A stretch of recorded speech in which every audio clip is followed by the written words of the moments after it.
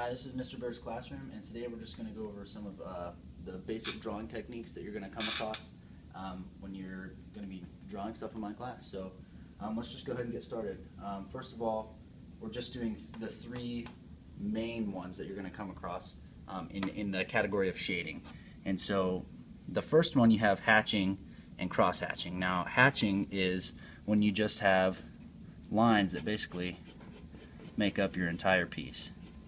And you can get darker in one area and kind of lighten it out. Kind of like these pieces over here. They're all just, if you look, they're just lines, and they're kind of mimicking the shape of that person's leg right there, creating space in the background. It's just lines. Now, cross hatching is if you want to go back over that, and you can add it going the other way. So it's intersecting lines. The more lines you put in an area, the darker it gets. As you can see, it's creating a shade coming dark to light going down. Now, scrumbling is when basically you're just going to take your pencil. It's really fun. It's scrumbling. It's scribbling, you could call it, but really it's because that's what it is. But it's called scrumbling, and any kid from 2 to 3 years old, when they're handed a pair of crayons, this is what they're doing. So you get to relive some of that in my class, which is always fun, and I love that. Bring it back to childhood. So scrumbling, just kind of moving your pencil. See, I'm just going dark to light, darker over here, more areas, kind of lightening it up over here. So that's the second technique, scrumbling.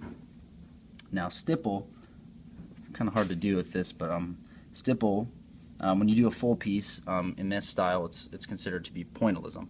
And so basically stipple is just dots all over the place. And so once you start getting dots in a certain area, they start to accumulate. This can get really annoying if you're doing it next to your neighbor and they don't like it, but it is a must sometimes. So you get dots, see how it's getting darker over there, and then you'll get a few start getting lighter, dark to light. So with this, it would help if you had, you can do this with a ballpoint pen, which works really well, or an ink pen that is going to let off a lot of ink to cover some more ground for you. So if you were to, say you just have, not really a good circle, but it's pretty flat right now. So I'm going to go ahead and use some cross hatching to turn this into a sphere.